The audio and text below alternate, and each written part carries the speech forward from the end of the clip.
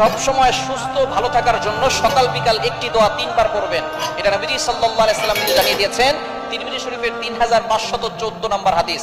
এই হাদিসের ভিতরে নবীজি সাল্লাল্লাহু আলাইহি সাল্লাম জানিয়ে দিয়েছেন, যে ব্যক্তি সকাল বিকাল এই দোয়াটা 3 বার পড়বে, আল্লাহ পাক রব্বুল আলামিন দুনিয়া ও আখিরাতে উভয় জগতে তাকে ভালো রাখবে। আমরা যখন দুনিয়াতে ভালো থাকার জন্য আল্লাহর কাছে দোয়া করি এবং আখিরাতেও ভালো থাকার জন্য দোয়া করি। এখন আপনি দুনিয়াতে ভালো থাকতেছেন, টাকা পয়সার মালিক হয়েছেন, কিন্তু আপনি নামাজ পড়তেছেন না, আপনি তাহলে কিন্তু পরকালে জান্নাত পাবেন না। তাহলে দুনিয়াতেও ভালো থাকবে যারা এবং আখিরাতেও ভালো থাকতে চায় যারা, তারা এই দোয়াটার আমল করবেন। আপনি ফজরের নামাজের পরে পড়বেন 3 বার, মাগরিবের পরে পড়বেন 3 বার। অবশ্যই নামাজ পড়বেন, নামাজ ছাড়া কোনো আমলে কাজ হবে না। ফজরের নামাজ যারা পড়ে না তাদের জীবনে কোনোদিন বরকত হয় না। যদি আপনি সুস্থ থাকতে চান আর ভালো থাকতে চান, অবশ্যই ফজরের নামাজ পড়বেন। ফজরের নামাজ পড়ে এই দোয়াটা 3 বার পড়বেন।